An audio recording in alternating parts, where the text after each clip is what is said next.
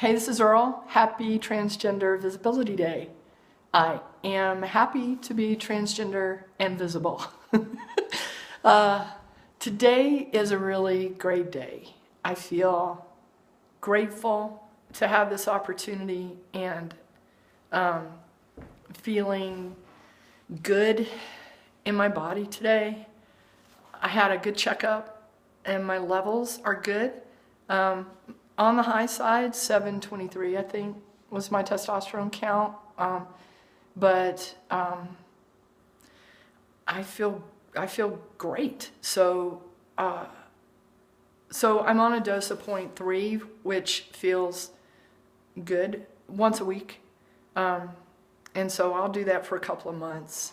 And it's slower than I want, maybe, but I also don't want this time to slip by without me being mindful of the changes, and it gives me a chance to kind of assimilate, and I think not take the changes for granted either. So this is fine. I watched a documentary the other night. I think it's called The Man with the Exploding Brain, and this fella was in a couple of accidents. I think a motorcycle accident, a car accident. He ended up in maybe 3 comas, and it ruined he's unable to make new memories. But it also changed him psychologically. And he kept using this phrase that's been echoing in my mind since I watched the documentary, and it's love everything. Love it all. And that's such a beautiful way to live. It really impacted me. And I've been trying to do that. Yesterday it was a struggle because, just some guy in traffic pissing me off, or I had a lot of insurance bungles, and just little things throughout the day that made that a challenge. But I was still able to do it. And so loving everything also means loving the pace of my transition. So that's what I'm doing. That's what I'm doing right now. I'm loving that.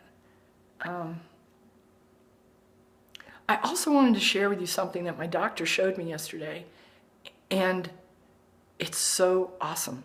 So I've been using I think an 18 gauge needle to draw, and then a 25 gauge needle to inject sub-Q.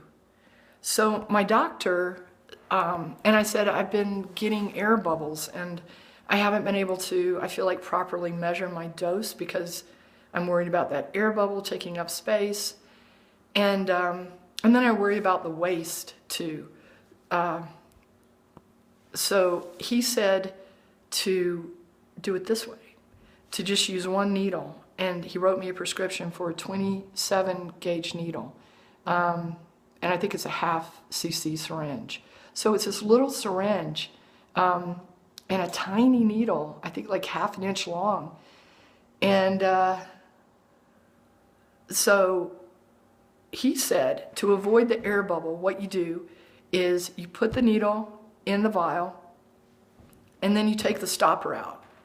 And then you put the stopper in and you force air into the vial. And that causes a pressurized chamber of sorts. And then you can kind of prime the pump by kind of pulling it, drawing it if you need to. But I found that right off the bat, I heated up the testosterone too a little bit. I kept it in my pocket, and then I ran it under some hot water for a little bit. So it was hot, it was warm. And then I drew it, and there was no air bubble. Maybe it took longer to draw, but it was the best draw I've ever had. No air bubbles, perfectly measured at 0.3, and injected beautifully. No problem at all. So you can do it. You can do that. And it doesn't waste your testosterone because you're always leaving a little bit in the needle at the end of the syringe. And this doesn't waste anything. And this little syringe and needle, the one that I used, and I can post this information later. I've got to head to school in a minute. What was I going to say about that?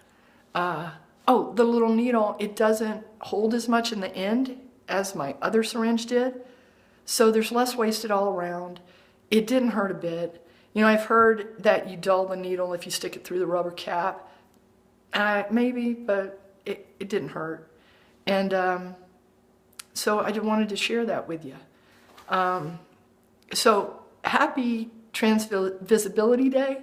I hope you have a great day being you, and I will check in with you later. Adios.